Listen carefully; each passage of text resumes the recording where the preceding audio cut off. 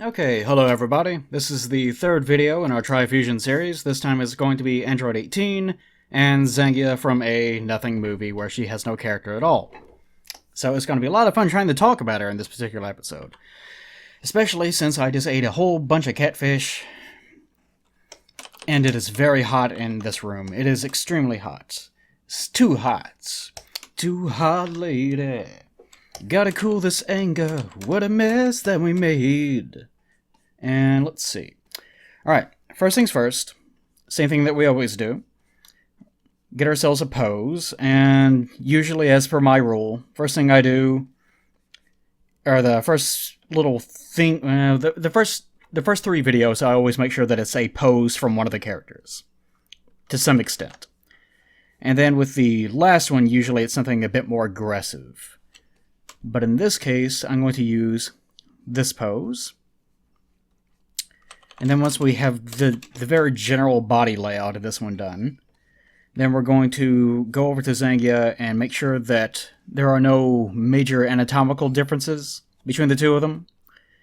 And after we are done with that, then we take all these sort of key features of both of them and try to slam them together in a viscous orgy of design elements.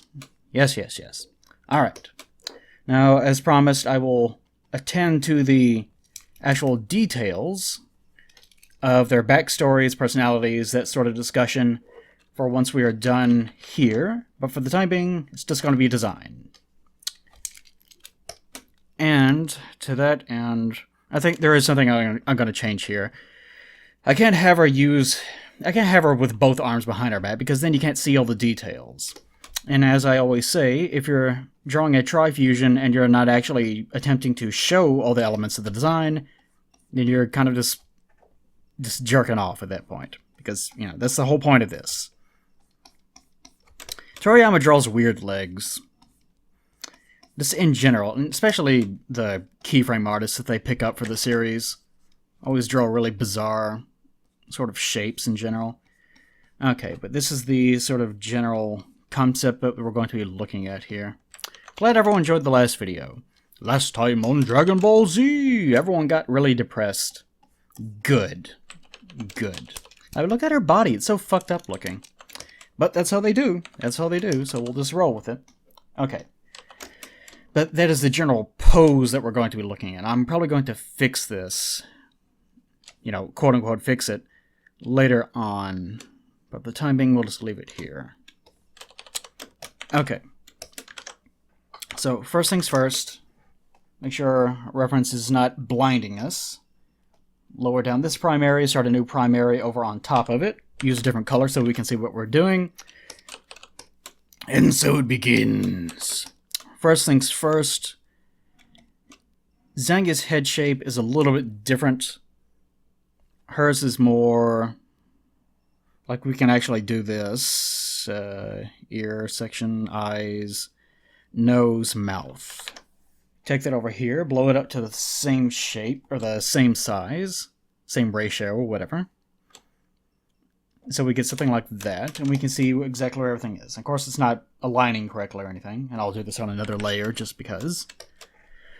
But you can see that the sort of, whatever you want to call this, the cheek point that Toriyama has, that it's ending much higher up than it is with Android 18. And it's a little bit sharper looking, and the details of her face are pushed down a little bit more. So what we will do is kind of go back over the original to make sure it's still aligned correctly. I'm going to move this over here to keep myself a reference. And we'll get something a bit like this. Make sure that it's aligned correctly. Since hers is way up here and hers is kind of more, it kind of slopes a little bit more, even on this one behind her, then it still kind of, it does sort of end, but it's not as sharp as Zangya's is. So we'll take this and just kind of do this number. So it's going to be a bit sharper looking.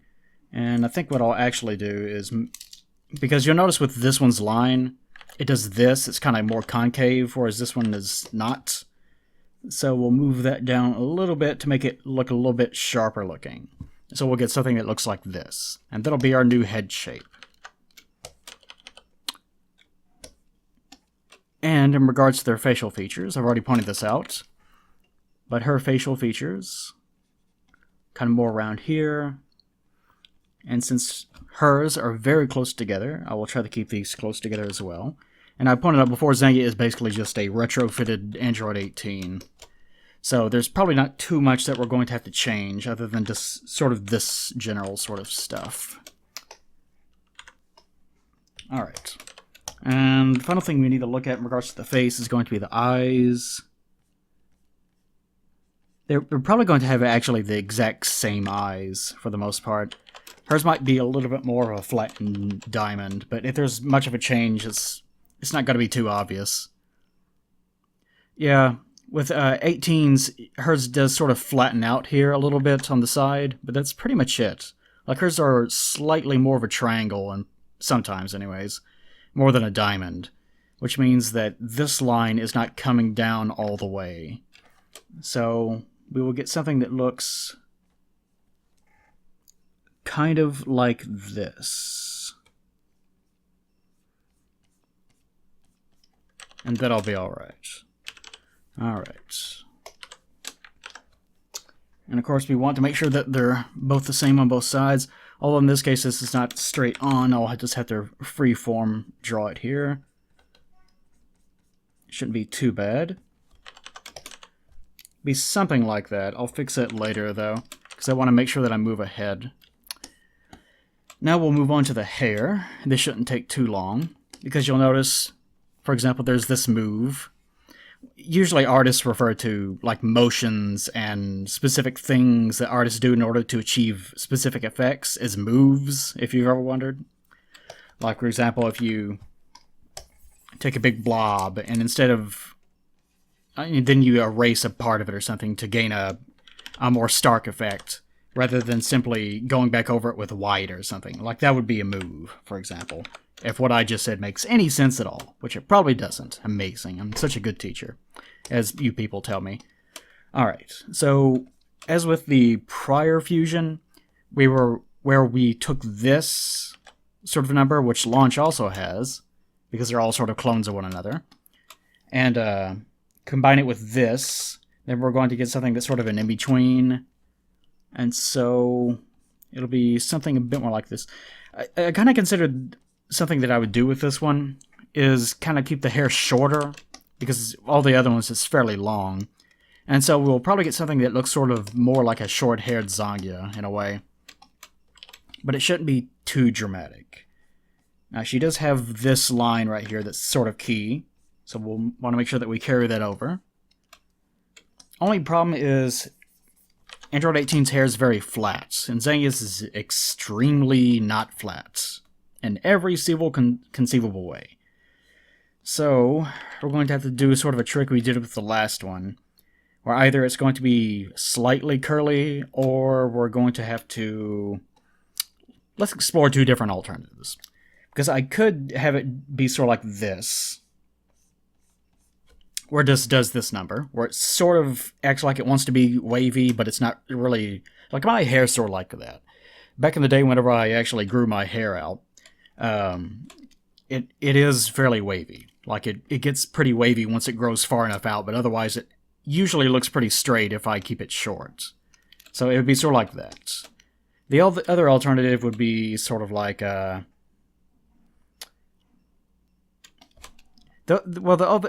there's actually three of them. I could just do Zangya's hair again, except just keep it short and just keep it like that. But the other way of doing it would be... I guess have it come down straight, but then end in sort of a little divot, and then have it just do that again. That sort of number, because hers does work in layers. Although that'd probably be a little bit too confusing, and I think that's taking too many liberties.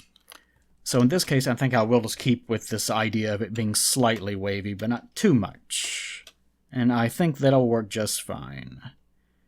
But in order to sort of cause this to taper off correctly, because Android 18's hair goes all the way down and then just sort of ends, whereas Zangya's hair doesn't go down this far. It stops in a bang as far as her silhouette goes, and it keeps going on in the back. So I'll have to make sure that they don't sort of evenly flow into, or they do sort of evenly flow into one another like that. So I think best way of doing that would be to sort of taper it off like that, but have it keep going in the back. And have it do sort of that number, where you can't really see too much of it. And I know she does have this on this far end, but since we're going to be keeping it short, I don't think that's going to matter too much. What I could actually do is cause this to furl out on the side. And I think that'll be a good enough solution, because that would be a combination of straight hair and extremely kind of bulbous curly hair like Toriyama draws. Just have one or two little detail marks and just keep it like that. Alright. Again, this little thing, this little doodad, this little... You know those dogs that have little curly tails? They kind of go up like that, like a Shih Tzu or something? They have those tails? It's like that. Her hair has that. She has a puppy dog living in her hair. Which actually, now that I think about it, would be an adorable character. Sort of like that black man and that chicken that he had. Wow, that sounds really bad, doesn't it? Yeah. But there was in Final Fantasy, there was a black guy that had a chicken inside of his head. Rough times ahead. Rough times ahead, my friends. Alright. I'm going to carry this all the way over. And like, her hair is so damn curly that it has little detail lines, little marks all over the place. But I want to err more on the side of 18 in this case. So I think I'm not going to be overly aggressive with her hair in this case.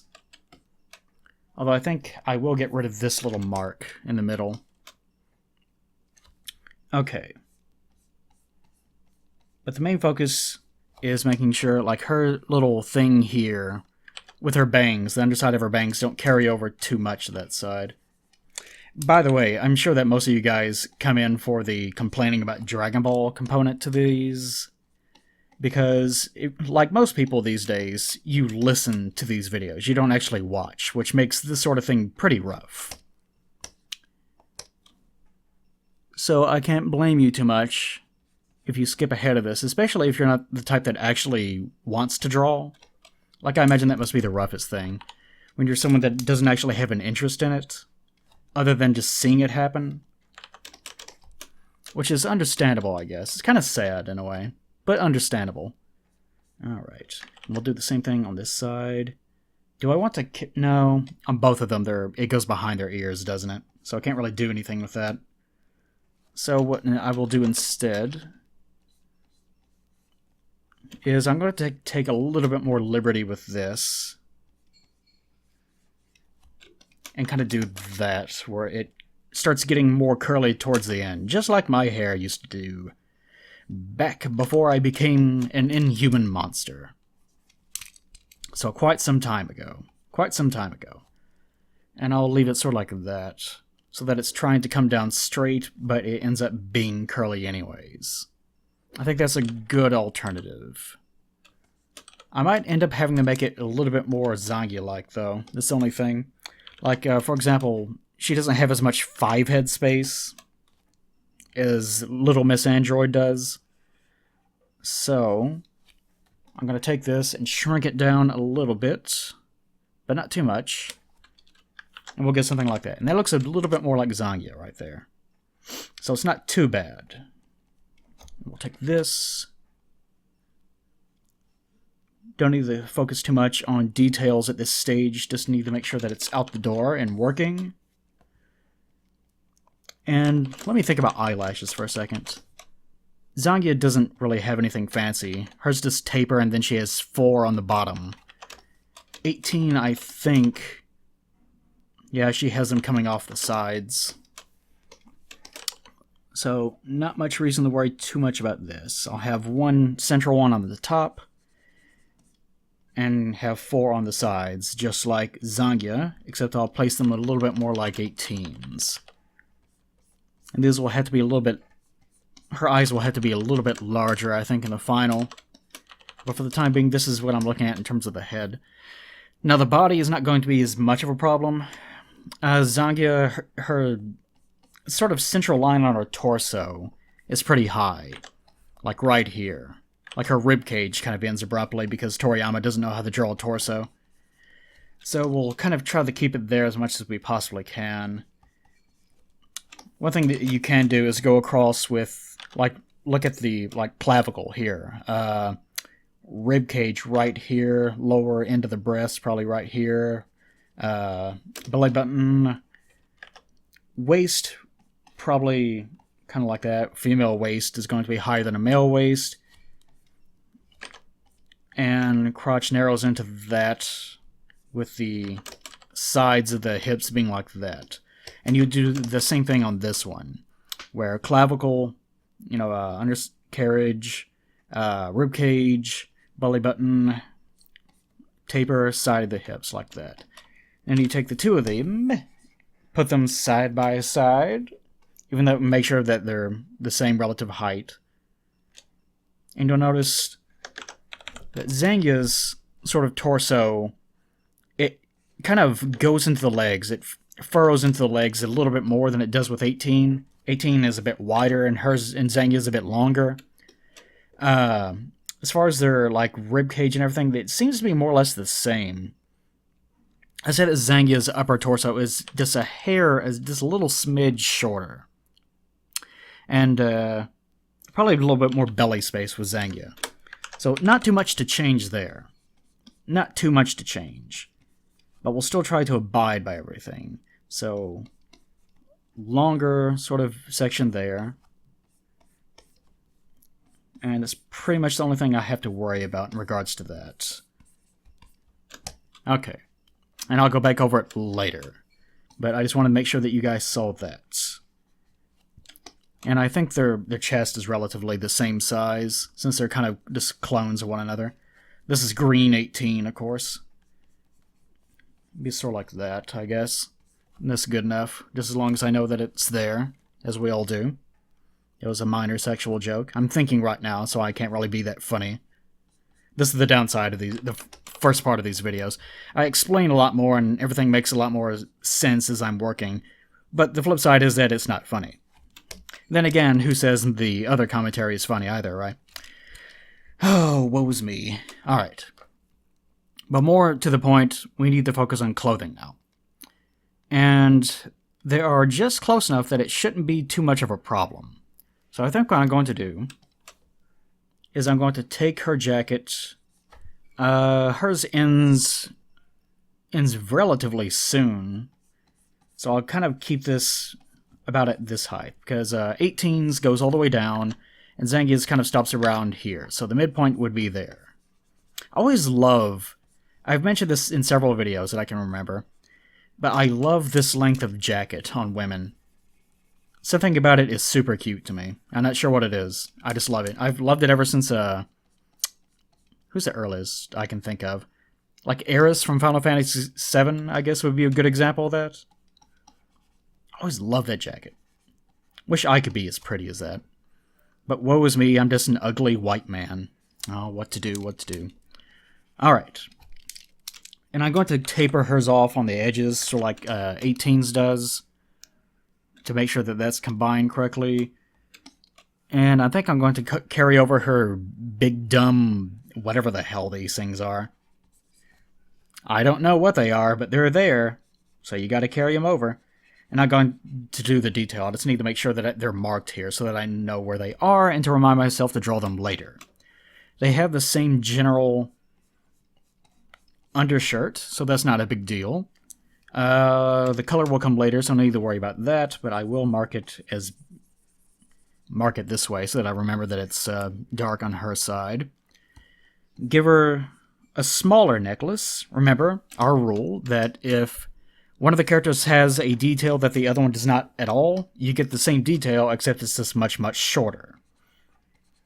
And if possible, like, if, for example, she has these big, dumb cone shapes for some reason on her jewelry, they're fucking stupid looking.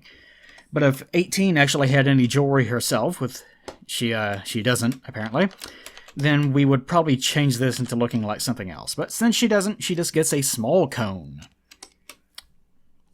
So I was thinking of an ice cream joke there, but it was not funny at all, so I just went back to concentrating on working, since I am a lonely white man, after all. Lonely white man. And we will try to carry over the pockets, since she does have those. But there's not too many other details that I want to, because you don't want to flood it too much. Hold on, let me increase her a little bit, so that you guys can actually see the date. Because it's possible, I guess, that you guys can't actually even see what I'm referring to. But you'll see that it has a lot more going on here. There's no collar on this one, but there is a collar on her side. So I'll just make a very small one. Wonder if they follow the same rules with Steven Universe. So that whenever, what's that thing's name? Stevani, whenever Steven and Connie fuse. I wonder if they're like, well, one has a dick and the other one doesn't, so we'll just give them a tiny dick. And the rest of the staff is like, ah, yes. That's incredibly sexist. We're going to shun you now. And the other guy's like, oh, social justice. That's my political humor. Alright. We need to make sure, like, she has full-blown sleeves, and she has these little arm sleeves. Not sure exactly which of these I'm going to carry over, though. Make sure it's like this, and I'm still not sure what exactly she's going to be doing with this arm, but it needs to be something to where it's extended enough that you can actually see what's going on. So it could be just her parting her hair, or it could be her just sort of motioning off to the side or shooting something. It doesn't matter, but it's something that I will include much later. I'm not going to do it right now in this part of the live commentary, since I'm already pressed for time. This installed a mod on Xenoverse 2 where I can actually get a real working tail on a female Saiyan, and I'm very excited to try that out, to make sure it's terrible looking. It better be terrible looking. Alright, and with her, this is a very complicated sort of interlocking thing that goes along with this, but this one is circular, so what I'm going to try to do is have a half circle that unites in some way. And it kind of looks like there's a central little locking thing right here, so I'll try to do that number. And there's some stuff acting as a base for that metal, so we'll do that number, and that should be enough. And I'll put 18's belt right here. Color that in so I know it's different. And it should be it in regards for that. Do I want the skirt? She has this little short skirt, but she also has leggings. Where she has full-blown pants, but she also has this sash around her. So this is sort of like a skirt. So what I could do is have Zani here, as I'll call her until I get tired of it. We could have her have full-blown leggings and also sort of have a skirt, I guess. I'm not sure how that's going to work, though. It's going to look very strange, because if she just has a skirt but there's this one missing section, it's going to look awfully bizarre. Like, it could be sort of like this, I guess. I guess I could have it be like a pleated skirt, because that would sort of be an in-between of a sash and a normal sort of tight skirt. But that also doesn't really make a lot of sense, as you can see. But either way, I don't think that just having a normal skirt is going to make a lot of sense. Not having it at all also doesn't make a lot of sense. And, oh yeah, by the way,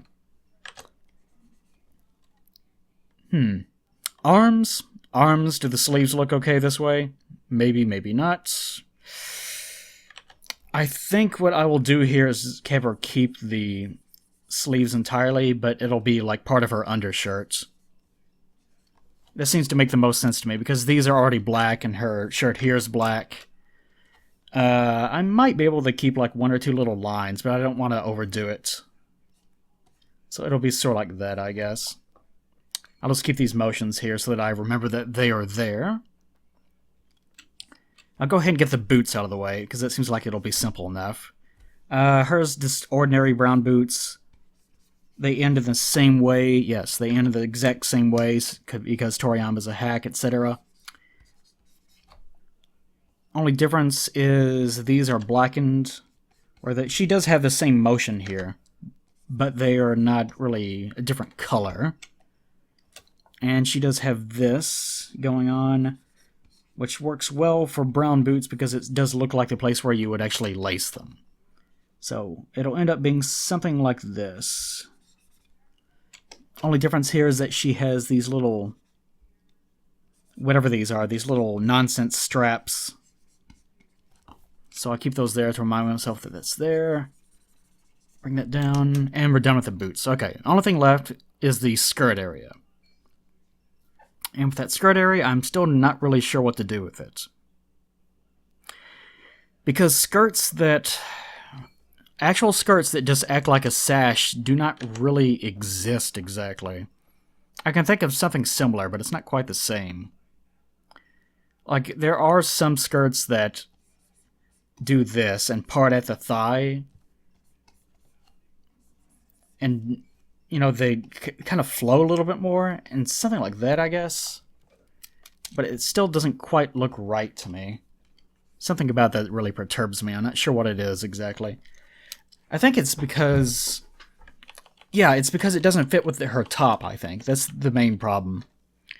Like, if you're going to wear a top that puts a lot of emphasis on, like, visual weight up top like this, then you're not going to want something that extends everything kind of... well, you do want something that extends your legs down, because that's going to even out the weight, which is what's happening with Zangya. This is fashion design talk.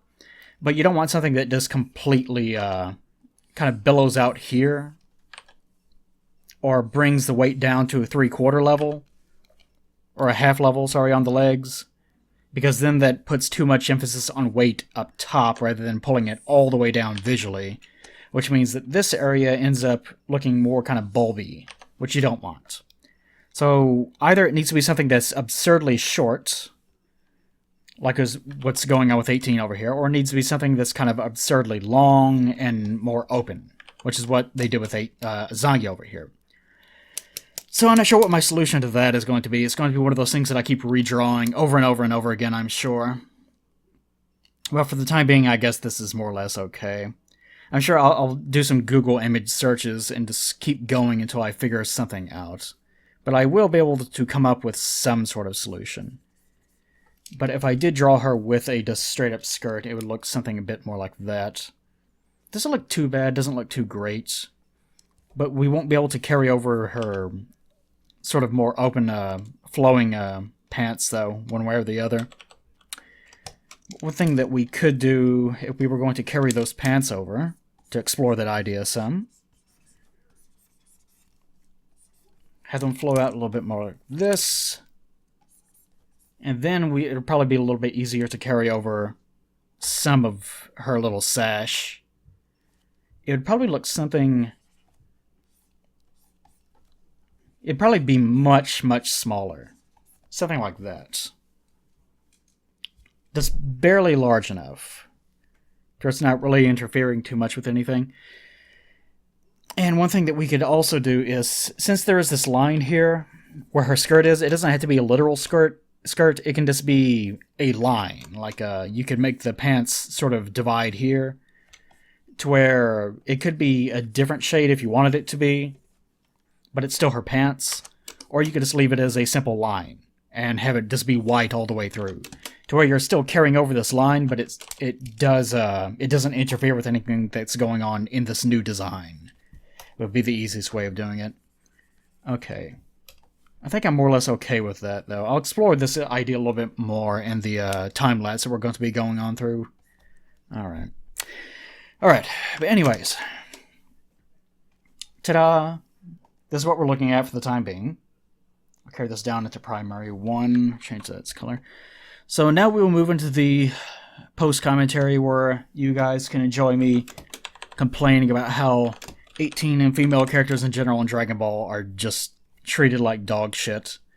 Which I've been rewatching some of the Boo Saga recently. I actually can see the title card for the latest episode up right now since I have it paused. And it's been rough. It's been rough. Poor 18 has not had it well in that one. Like I mentioned before, it's weird that she doesn't even remember if she has a name, or maybe she does, but she doesn't care. I'll be exploring that idea more, I guess. Alright.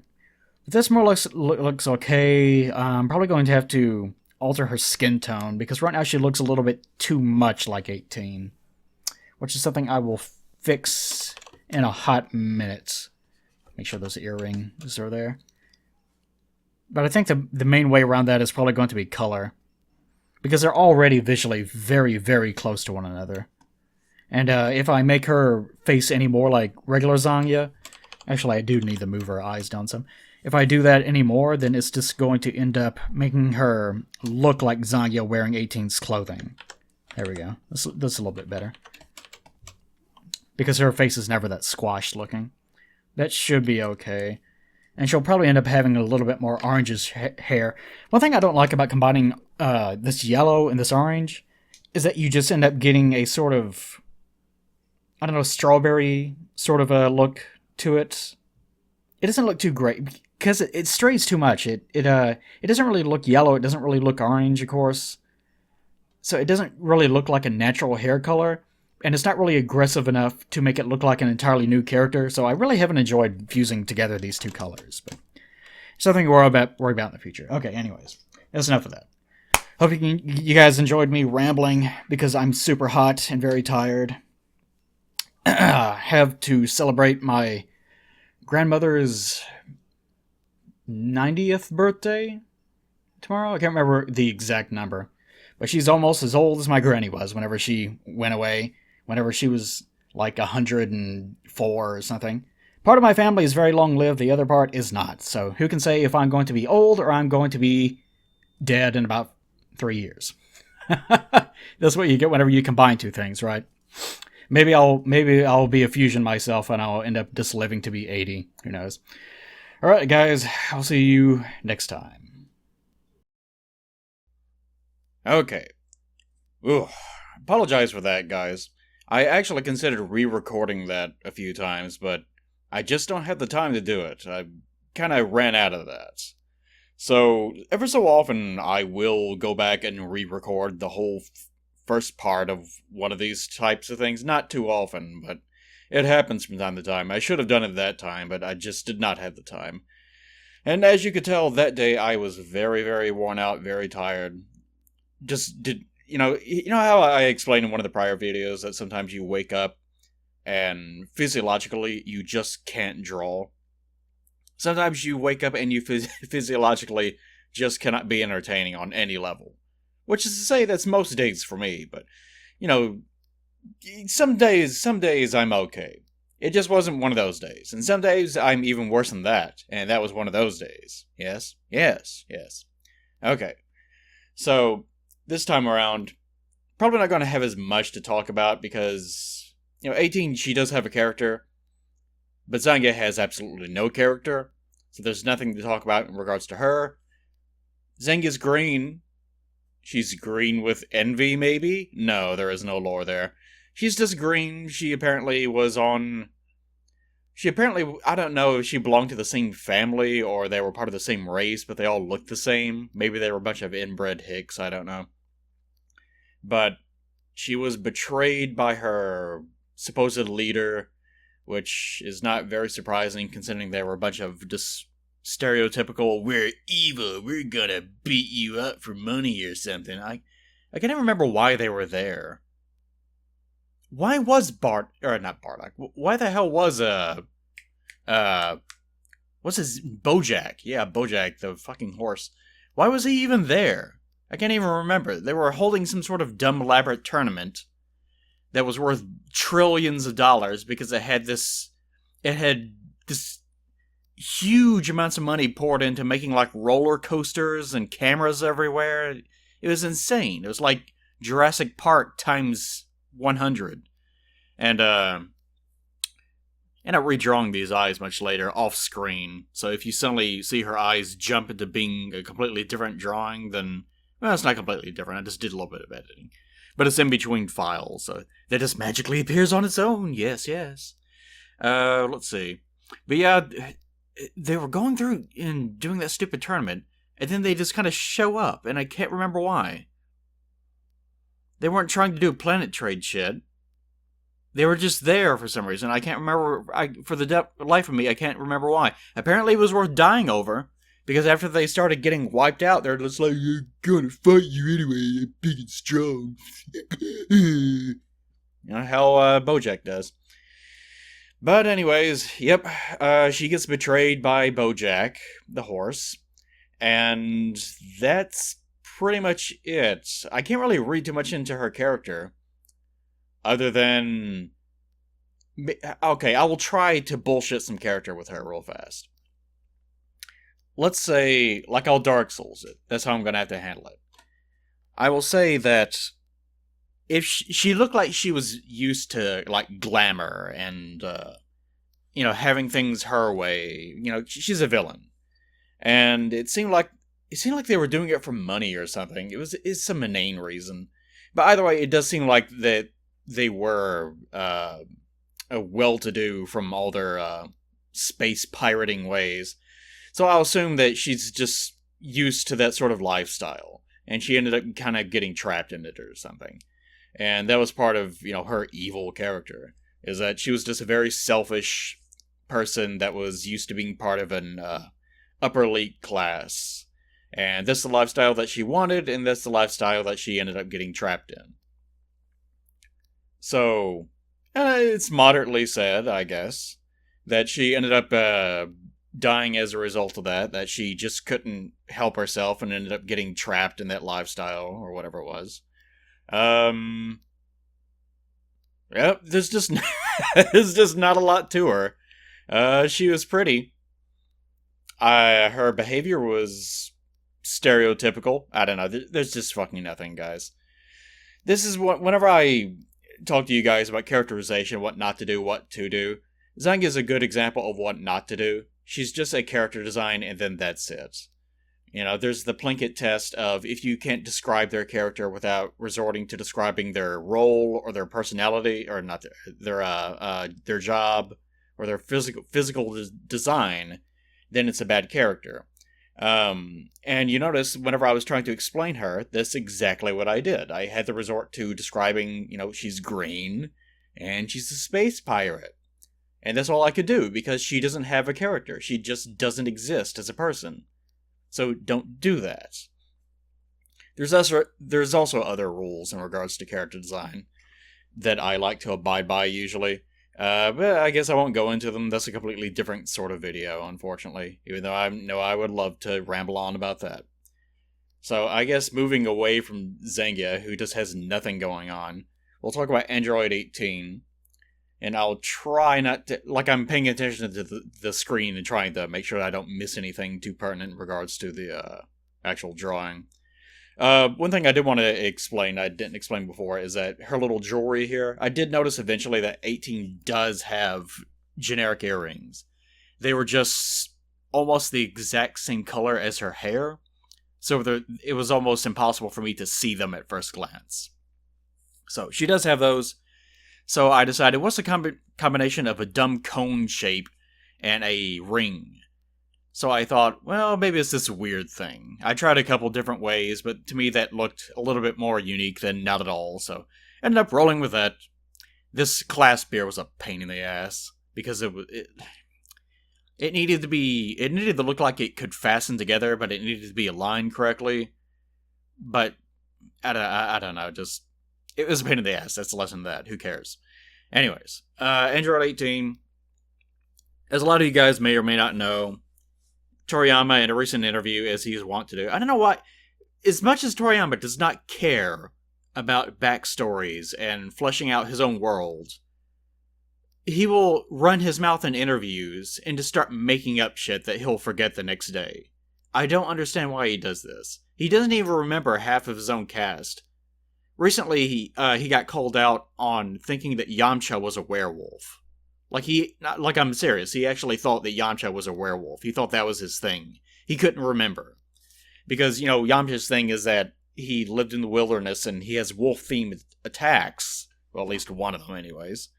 And he's kind of considered to be like the wolf boy in some ways. So he thought that meant that it was literal.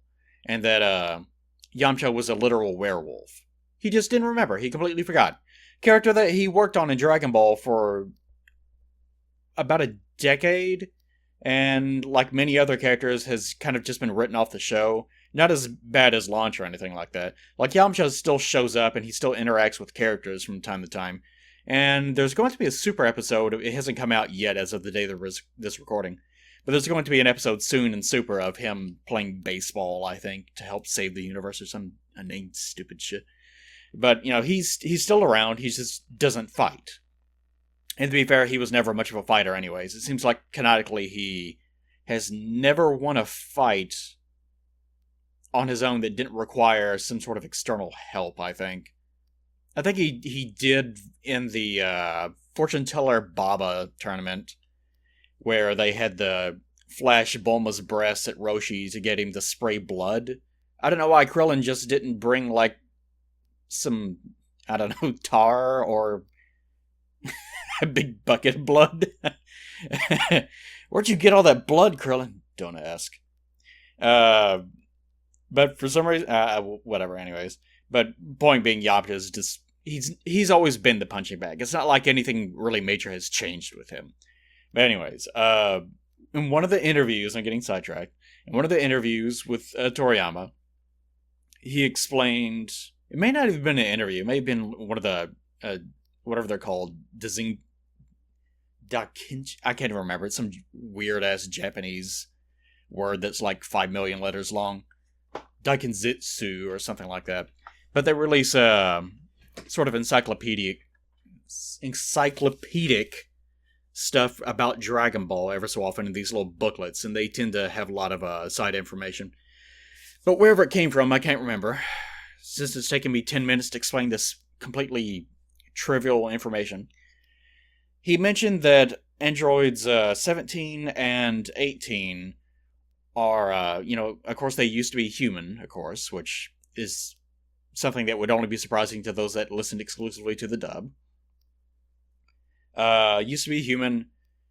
He abducted them, and according to Toriyama, they used to be delinquents. Like, they were just kind of of course they have, Android 18 has blonde hair, so she must be a delinquent, right? Yes. But they kind of, were kind of stereotypical teenagers that just ran around causing mischief because, they're teenagers and, rebelling against the system, that sort of thing. They're just, kind of just generic, especially in Japan. They would be considered to be worthless. They're running against the system. These fucking bracelets, by the way. Anytime you have to draw a perfect circle that is at kilter like this, it becomes a nightmare. I've never really figured out a very good way of handling it. Other than just keep doing it over and over again until it works. It's a pain in the ass. In real life, what you would probably do is find something that's a similar shape and lay it down on the sheet of paper and just go over it. Like, sort of trace over it. And then once you have that trace line, then you would sort of analyze it and see if it's the right shape or not. And then go back over it by hand. That's probably the easiest way of doing it. And probably use I guess you could use a compass, but that seems... I haven't used a compass since I was in elementary school. Anyways, they were delinquents, and he captured them and transformed them into the cyborgs that they are today. And that's part of the reason why that they were evil in one timeline and good in another. I'm kind of reading into that, but, because in the original timeline, like the quote-unquote real timeline, where everything that should have happened did happen, it's interesting, by the way, that that timeline now no longer exists. like the things that actually should have happened in regards to what happens in Dragon Ball, like Goku naturally dying of a heart virus, all the fighters dying to the androids or cyborgs. That timeline is the real one. The one that we actually follow in Z to Super is the fake one that Trunks actually made after he went about and fucked up the timeline. And here we go to the color stage. The eyes magically appeared. Yeah, see, the eyes are a little bit different. So, yep, that timeline no longer exists as of Super. Fun times ahead. Alright, but, 18 at one point just used to be a stereotypical do-nothing teenager. She, was... they don't go into her character at all before she was transformed. And she doesn't really talk about it at any point either. The only time that it's ever mentioned at all is whenever Toriyama brings it up, which is almost never as well, so there's no real details about it. The other tidbit from that interview, or whatever it was that Android 16, the big redhead with the dumb armor, he was actually modeled after Jiro's son, and supposedly Jiro's son was also enlisted in the Red Ribbon Army, and may have been one of the victims of Goku whenever Goku had his stupid Red Ribbon arc where he was going through and killing all the people that were enlisted. What a hero. So, at least that's interesting, and it gives Jiro a bit more motivation to be a villain, rather than just, I'm an evil scientist, I will create things that will destroy the world because I'm evil. Besides that, him actually losing a son to Goku because Goku's just a mindless, dumbass killing machine, is what he is, actually makes a bit more sense. So I do sort of like that, although the idea of 16, like, supposedly has the exact same physical appearance as his son. Like, they're not cyborgs. His son is dead. The Android 16 just happens to look like him. He's modeled after him, is the idea. But the idea that 16 and Jiro, or whatever the original son's name was, are related in any way looks ridiculous to me. They looked nothing alike. The woman that he produced that child with must have been a just gigantic monster woman. My kind of lady. Alright. So, yeah, 18 was just a delinquent piece of shit at some point, apparently. That's all we know. And, when she was transformed, of course, we see everything that happens in the series.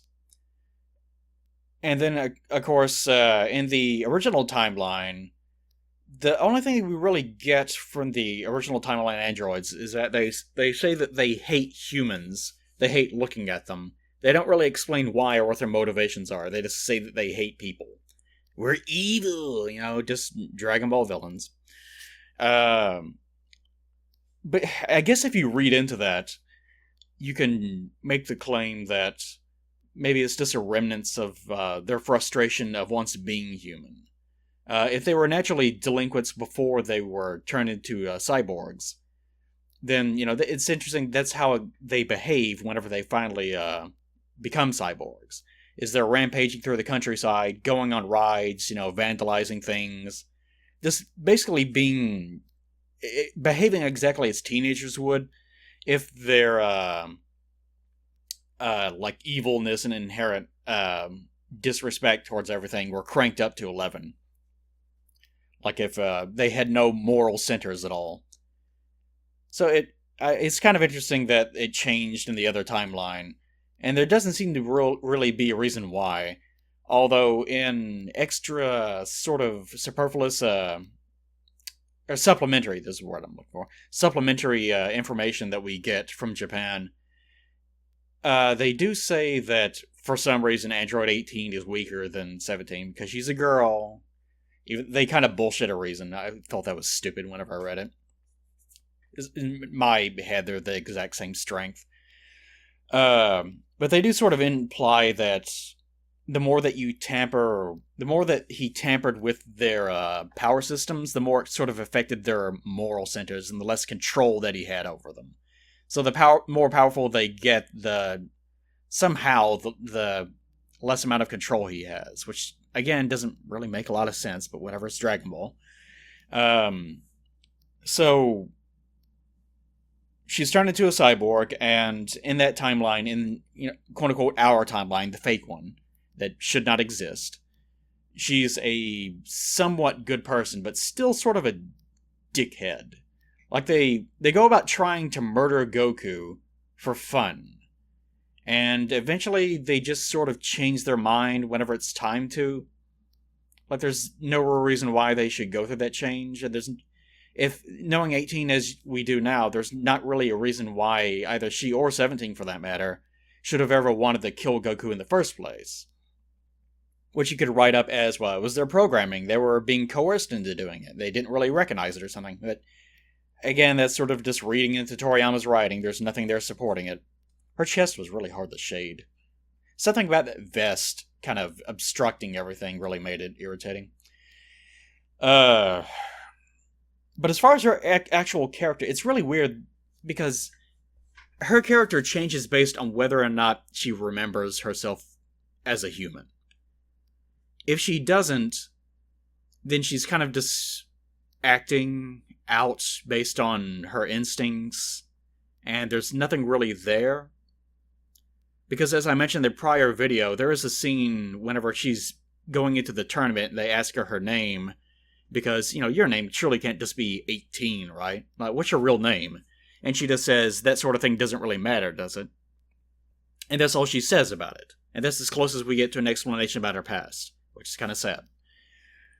So, it's not clear whether or not she actually remembers or not, and she doesn't really say anything about her past ever. And Krillin refers to her as 18, stupidly. So apparently she never told him what her real name is. So either she doesn't remember. There are three options. Either she doesn't remember, or she does remember, but she has never told Krillin for some reason. Which might be because she's ashamed of her past, or maybe because she wants to completely start over, which also doesn't really make any sense because she was transformed into a cyborg, so you think that the thing that she would want to start over from would be that. So you think that she would at least make up a new name and a new life for herself. And the other possibility, I guess, is Krillin knows what her real name is, but for some reason doesn't refer to her as that.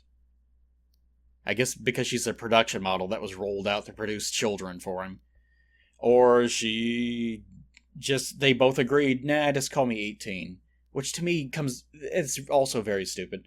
But the real reason is that that's her name. Like, that's her name as a character in the show. So they're not going to change it. And that's it. Like, there's no actual reason. It's just Toriyama wants her to be 18, so that's what she is. It's stupid, but, again, this is Toriyama that we're talking about.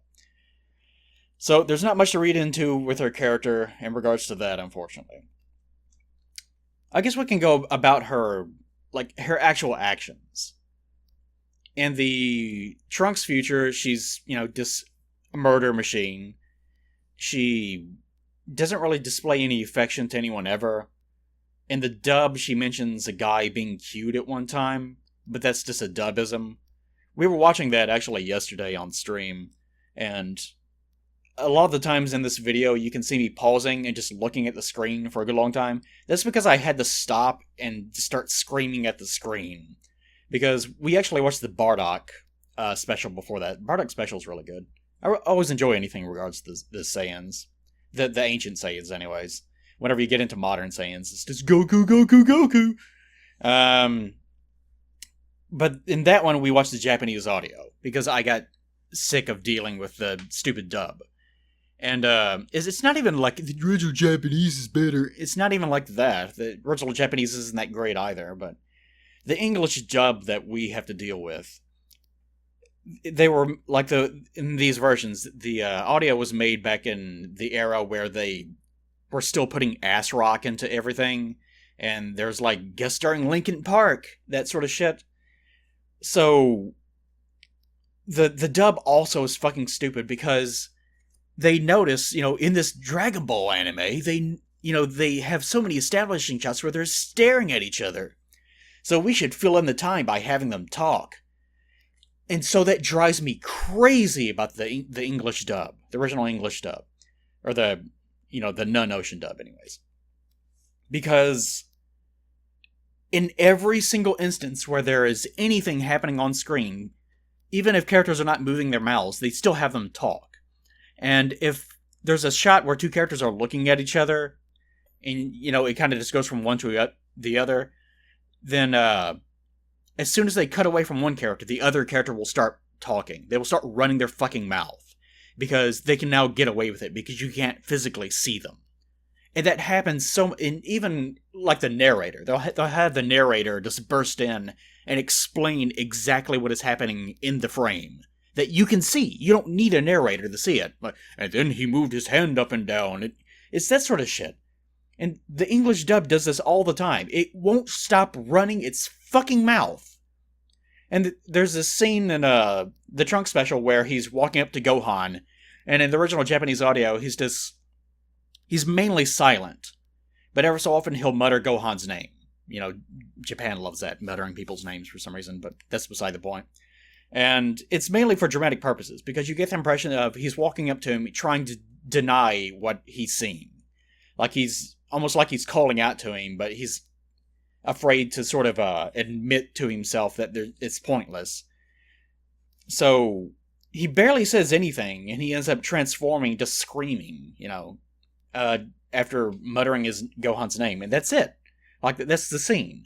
And the whole point of that is to build up that part of his character that he's still in denial about it. And, everything that's entailed with that. I'm getting so distracted from 18. But, in the dub, he's just running his fucking mouth constantly. It's like, oh no, Gohan, how could they do this to you? What has happened? And he's just saying things like that. And the people that are doing the dub lines are just completely missing the point of that entire scene. Because they won't stop running their fucking mouths. They just can't stop themselves. That's why I can't stand watching the dub, the English dub of Dragon Ball. I also don't like having to look at the screen in order to keep up with the Japanese version.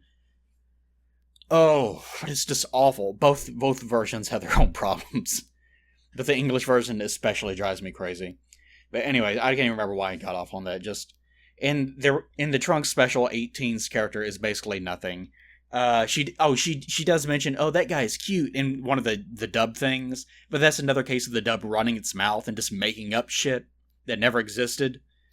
But in the original, she just talks about wanting clothes, and that's it. That's the extent of her character. Is she's still abiding by her wish fulfillment fantasies that she had whenever she was a human. That, I want clothes, I want to be pretty. Let's go have fun and ride rides and then murder people. And that's it. That's all she is. And her character in what we see is more...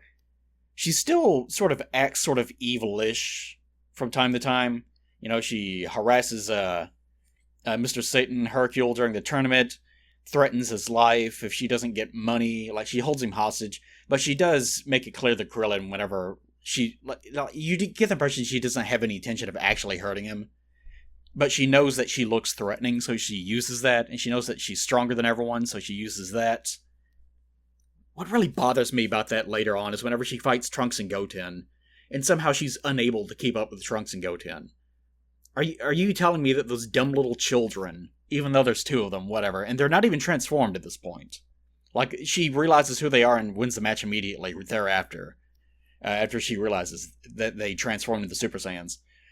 That the two children are somehow stronger than 18, who 18 was just as strong as a fully developed Imperfect Cell, who was just as strong as Piccolo, who was just as strong as, Vegeta and Goku, after they had finished training for years after beating Frieza, for the exclusive purpose of fighting the androids in the first place. So you're telling me that Trunks and Goten just popped out, oh, we're Super Saiyans now, we could always do it. Oh, I hate that about the series. How Trunks and Goten just popped out and they were Super Saiyans. And even Trunks is the same exact person in the future as he is in the past. Like, it's the same fucking sperm cell, the same fucking egg, I would assume. Actually, it couldn't possibly be because of butterfly effect, but whatever. But there's no... If Trunks in the future wasn't born a Super Saiyan, then why would the one in the past be? I'll tell you the reason why. It's because Toriyama had a terrible idea named Gotenks, and decided that he wanted there to be child characters around for his comedy arc, where he got sick of Dragonball and wanted to go back to his roots of drawing happy, funny faces on poo-poo stick humor. And part of that was having children that were just as strong as everyone else. That you want to know something? That joke, that same joke, is what has ruined more things in Dragon Ball than anything else. Because think of the number of times that the series has the joke of everyone looking as someone is way stronger than they think that they should be. Like whether it's in Dragon Ball, where Goku can lift a car over his head, and random humans look and are like, "Whoa, he's so strong!" Or whether it's, I can't think of exact comedy scenes, but that always happens. Or the scene where they go into Otherworld, the filler arc, and Goku meets all these... Let me just explain it this way. If I explain it in terms of comedy scenes, it's going to be more difficult for me. Let me just explain it this way. Dragon Ball has this problem where it's established Goku is strong, he fights so-and-so, and then they run out of people. And in Dragon Ball, it's the whole planet. That's the stage. In theory, they could have stayed on Earth indefinitely and just kept meeting new people and going to new lands and having new experiences. Because while supposedly the strongest people ever show up at the Budokai tournament, not every single strong guy ever shows up. Like there were plenty of people that they just never met that were, near the strength level of Goku. Like even Mercenary Tao, General Tao, whatever you want to call him, he was very, just absurdly strong. They didn't meet him until kind of halfway through the series. So potentially he could have just kept writing new characters that they just keep meeting as they go to new continents or whatever. But he didn't do that. He immediately, was just like, Master Roshi's the strongest in the world. If you can beat him, you can beat anyone. And they do 2 arcs where Goku's just trying to overcome Roshi. And then once they have that, they have to move up a scale. It's like, well, now there's God, and there's the other half of God, and now you have to beat him, King Piccolo. So, and once you get rid of him, there's no one else left on the planet. And that's why Z goes into space. Because Toriyama just used up everything. And once they get into space, what's the first thing they do? They state, there's a guy named Frieza, and here we go with our final presentation. I'll get this out real fast. That there's a guy named Frieza, and he's the strongest in the whole universe. Not the whole solar system, not the whole galaxy. Everything. Everywhere. They set that up, and then once Frieza dies, they have to move on to, well, now they're just making new strong guys. And you have Cell from that. And the androids. And you get rid of them. And then it's like, well, what do I do now? There's an ancient evil that's been there this whole time, and I never mentioned it. And he's actually stronger than Frieza. And then once they get rid of Boo, what do? They have to go into Super where... Well, actually, first, they have to introduce new timelines as well. But they never actually explore them beyond just Trunks' timeline. And then once they get to the galactic or the super intergalactic stage in Super, they're like, there are 12 universes, then there used to be even more. And there's one that's just like yours, except it's slightly different in little bitty ways. And they introduce like Saiyans from that universe. And they're like, hi, we're Saiyans, except we're pussies and we don't have any tails. And I sit there and think, then you're humans. You're just humans. Like, they show Kappa there, and he's just a human. And if you don't have tails, and you don't have the remnants of a tail, guess what? You can't transform into a Super Saiyan. That's how that works. That's where you get the ability to turn into a Super Saiyan. You have to have the tail. Like, even if it's been cut off, you still have to originally have it. Because if you don't have the ability to transform into a great ape, then your body can't turn that against itself and turn into a Super Saiyan. That's original logic. They just forgot about it. Whatever. But there's this whole universe, and then they say, all right, here's all the strongest people in our universe, and they line them up, and then they have the same stupid joke where everyone's surprised, oh, Goku's actually stronger than all of them. So they ruin a whole universe. In the span of a few minutes, they completely destroy an entire universe of possibilities. That's the worst thing about Dragon Ball. That joke ruins so much about the series. They keep having opportunities to expand the universe even more, and every single time Toriyama obliterates it with that one joke, just because he likes having people look bug-eyed as Goku does something strong. That ruins everything, in every single iteration of the series. GT at least didn't do that, but GT was so fucking stupid anyways that it didn't matter. Like, GT just is like, yeah, there are people stronger than Frieza, fuck you. And that was it. Anyways. So, yeah, here we go. Alright. The final drawing of Zani, or Zani, or whatever you want to call her, I think turned out alright. I didn't explain too much about her, but the reason why her skin color is purple because her, on a color wheel, her skin color, like 18's color, skin color is on the complete opposite end of Zangya's. Like, they're complete polar opposites. So technically, it could be anything between those two. I went with purple because it kind of seems more like a slightly warm color than, like, going over into... If you go over into the oranges or reds or anything, it looks too much like a normal skin color. So I wanted to avoid doing that. And I didn't want it to just be green. But the only other version would be blue. But the thing about blue is that if you raise it too high and don't have its saturation value high enough, which is, you can't have it too high or else it doesn't look like skin, then it ends up just looking kind of like a gray stony skin, which you saw one or two times. So I had to avoid that. Her color, in it kind of was a problem in places. But eventually, this is one of the things, like, you don't necessarily need to just take, this is the color of her pants, this is the color of her pants, and you throw them together and take the intermediate. You don't always have to do just that. If there's a problem in the overall color palette of the design, what you can do is what I did here, is just take colors from different sections and take the general idea of what their color palette is. And then just put that together wherever I need it to be. Like, you don't want to take too many liberties with that. But in this case, like, for instance, the pants are basically the same color as 18's original shirt, and her sort of teal undershirt now is sort of carrying the same sort of skin tone rules as Zangya's skin is. And, like, I'm not being literal with that. I'm just trying to make sure that anything that's surrounding that area sort of, to the eye, looks close enough that you get the general idea of, oh, it's a fusion of these two characters. So, that's how I handle that. Also, I like the blue jean jacket. I like blue jean jackets.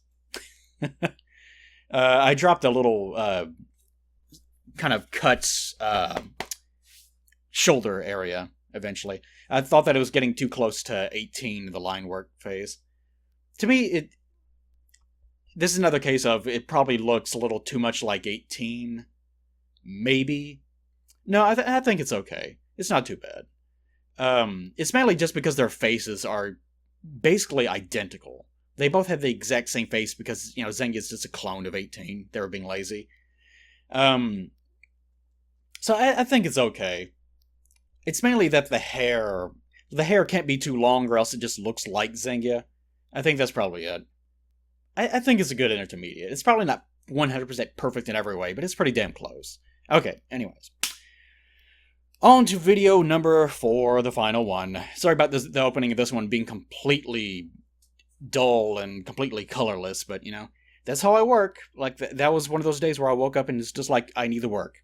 I can't be entertaining, I don't have it in me today, but I need to get this done, because I need to get ahead to other projects.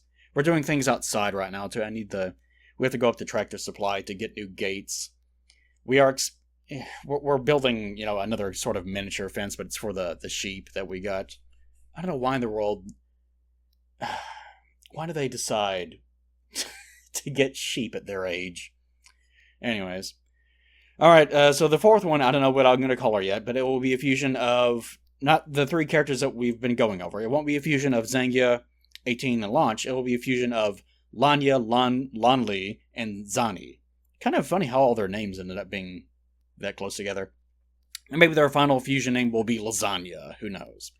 Alright, but join me for whatever that is next time as I continue building fences and continue going batshit insane. So, see you guys next time. Goodbye. And, sorry, couldn't get around to 18's personality. Oh well.